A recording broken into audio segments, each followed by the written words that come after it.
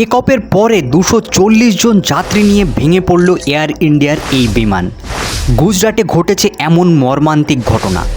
এই দেখুন এই ভিডিওতে কিভাবে প্লেনটি ক্র্যাশ করলো। আরও অদ্ভুত বিষয় হলো এই প্লেনটি ক্র্যাশ করেছে কিন্তু একটা ডাক্তারি হোস্টেলের ছাদে। সেখানেও অনেকে গুরুতর আহত হয়েছেন। তবে জানেন এই ক্র্যাশের আগে পাইলটের শেষ বার্তা কী ছিল? May Day. আর এই বিমানে কতজন যাত্রী কোথাকার জানেন? 169 যাত্রী ছিলেন ভারতীয়, 53 জন ব্রিটিশ নাগরিক, পর্তুগিজ 7 জন এবং কানাডার 1 জন এবং বাকি ছিলেন কিছু শিশু। তবে এর সাথে সাথে যে ছাত্রাবাসে এই প্লেনটি ক্র্যাশ করে সেখানেও অনেকে মর্মান্তিকভাবে আহত হন। এখন পর্যন্ত এর সঠিক খবর পাওয়া যাচ্ছে না কত পরিমাণ ক্ষতিগ্রস্ত হয়েছে। তবে এ ঘটনা ভারতবর্ষের ইতিহাসে এক অন্যতম মর্মান্তিক দুর্ঘটনা।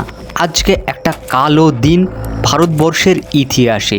এই বিমানটি 1:38 আহমেদাবাদ থেকে লন্ডনের যাত্রার উদ্দেশ্য ছিল, কিন্তু সে যাত্রা আর সফল হলো না। ভেঙে পড়ল এই বিমানটি। প্রায় 240 জন যাত্রী এই বিমানে উপস্থিত ছিলেন।